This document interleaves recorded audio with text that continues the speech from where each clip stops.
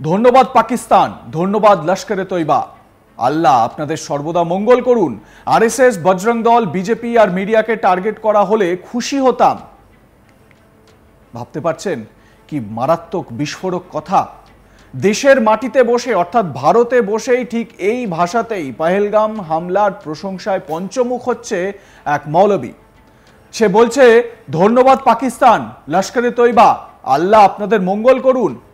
কি লজ্জার বিষয় একবার ভাবুন, যেখানে নিরস্ত্র নিরপরাধ হিন্দু পর্যটকদের বেছে বেছে চলছে হামলা, ঝাঁঝরা করে দেওয়া হয়েছে শরীর। ভারতে থেকে ভারতীয়দের খতম করার পৈশাচিক ঘটনায় যেন গোটা দেশবাসী শোকস্তব্ধ, সেইখানে এই ব্যক্তি আনন্দ উল্লাস করছেন। কেউ এরকম ভাবতে পারে? কিন্তু পারে। এই ধরনের পৈশাচিক মানসিক প্রবৃত্তি যাদের রয়েছে তারা পারে। এরকমই এক মৌলবীকেও খুঁজে পাওয়া গিয়েছে। কিন্তু এই ব্যক্তি জানতে ইচ্ছে করছে তো কে? এবারে তার পরিচয়টা দিই। বুধবার ঝাড়খণ্ডের বোকারো জেলার এক বাসিন্দা এই নিন্দাজনক ঘটনাটি ঘটিয়েছে। সূত্র মারফত জানা গিয়েছে ধৃত ব্যক্তির নাম মোহাম্মদ নওশাদ।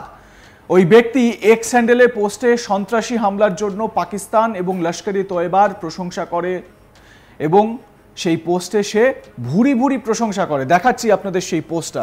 সেই পোস্টে লেখা রয়েছে ধন্যবাদ পাকিস্তান, ধন্যবাদ লস্করে তৈবা, আল্লাহ আপনাদের সর্বদা মঙ্গল করুন, আমিন আমিন। সেই সঙ্গে তিনি আরো লেখেন আরএসএস, বজরং দল, বিজেপি আর মিডিয়াকে টার্গেট করা হলে খুশি হতাম। একবার ভাবুন কিভাবে ইনস্টিগেট করছে এই মৌলানা বা মৌলবী। সে ইনস্টিগেট করছে যেন মিডিয়াকে টার্গেট করা হয়, আরএসএস, বজরং দল, বিজেপিকে টার্গেট করা হয়। স্বাভাবিকভাবে এই যে টার্গেট কিলিং, যেটা লস্করে তৈবার যে ছায়া দানব টিআরএফ রেজিস্ট্যান্স ফোর্স এরা ঘটিয়েছে, এই যে টার্গেট কিলিংটাকেই কিন্তু এবারে একটা বলা যায় যে ট্রেন্ড সেট করতে চাইছে। অন্তত এই ব্যক্তির, এই মৌলবীর এই পোস্ট থেকে কিছুটা আভাস কিন্তু পাওয়া যাচ্ছে। আর এখান থেকেই কিন্তু ইন্টেল রিপোর্টও নিতে হবে। দেশের অন্দরে কারা এই ধরনের মদতদাতা বা কারা এই ধরনের উস্কানিমূলক মন্তব্য করছে, তাদের কি কোনো লিঙ্ক রয়েছে নাকি, তারা কোনোভাবে এদেরকে সহায়তা করে নাকি, যে সমস্ত সন্ত্রাসীরা সীমান্ত পার করে ঢুকলো তাদেরকে ভারতের মাটিতে কারা আশ্রয় দিচ্ছে, প্রশ্রয় দিচ্ছে, সেগুলো জানা দরকারি। কাশ্মীরের পহেলগামে সন্ত্রাসবাদী হামলার ঘটনায় এক্স হ্যান্ডেলে একটি বিতর্কিত পোস্ট করেছে এই মোহাম্মদ নওশাদ।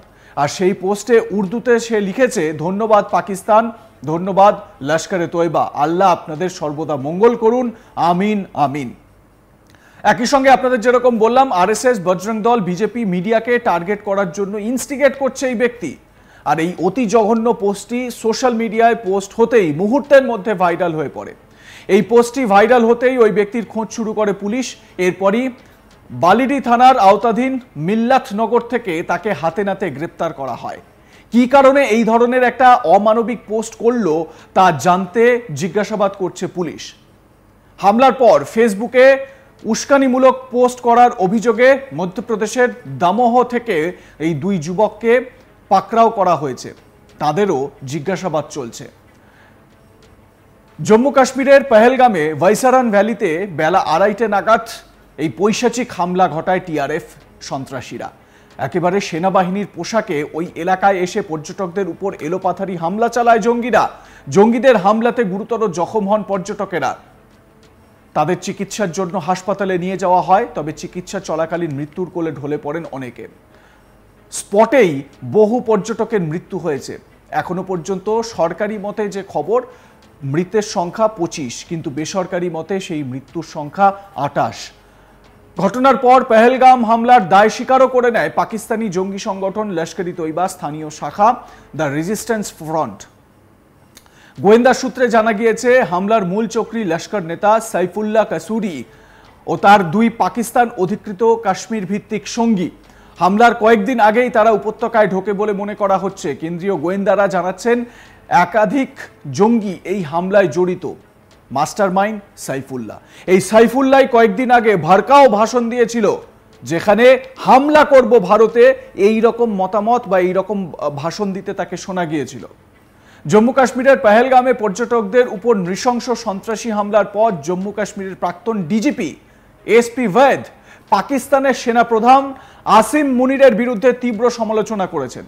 পাকিস্তানের সেনাপ্রধানকে সবচেয়ে বড় সন্ত্রাসী আখ্যা দিয়েছেন এসপি ভেদ।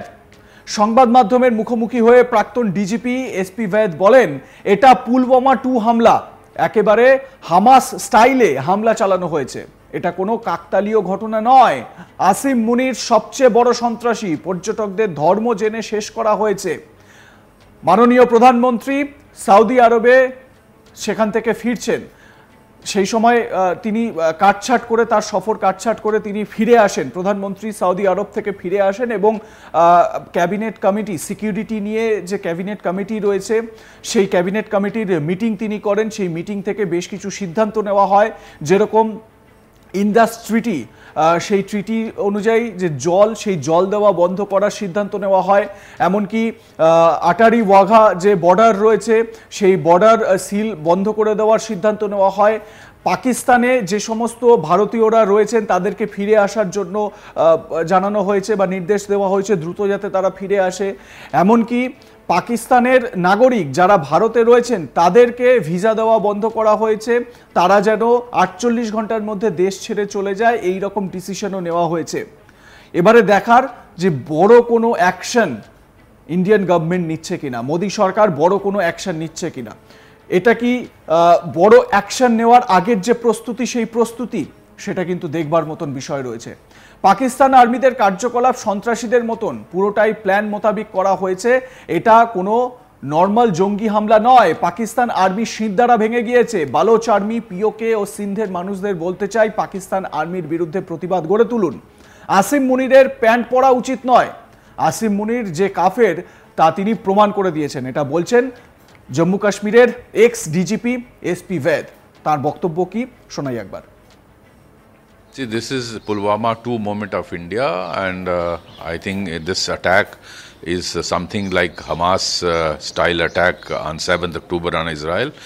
It's not a coincidence that Asim Munir utters certain illogical words 2 days back, and such an attack takes place where religion is asked about every tourist, and then asked to recite kalma, and if they refuse, so they are attacked. So I think our response should be very, very appropriate. Something like what Israel, the way Israel responded. I think Honorable Prime Minister has returned from Saudi Arabia. He's holding meeting. India will appropriately respond to Pakistan. This is basically unleashed by Pakistan Army. I have been saying these are SSG commandos of Pakistan Army. They are posing as terrorists, and they are undertaking this on the instructions of people from across. This is a well-planned attack. It's not a normal terrorist attack. এই বিষয়ে আপনাদের মতামত কি জানাতে থাকুন, দেখতে থাকুন আজ তাক বাংলা। সাবস্ক্রাইব করুন আমাদের ইউটিউব চ্যানেলটি, বেল আইকন প্রেস করুন নোটিফিকেশন পেতে।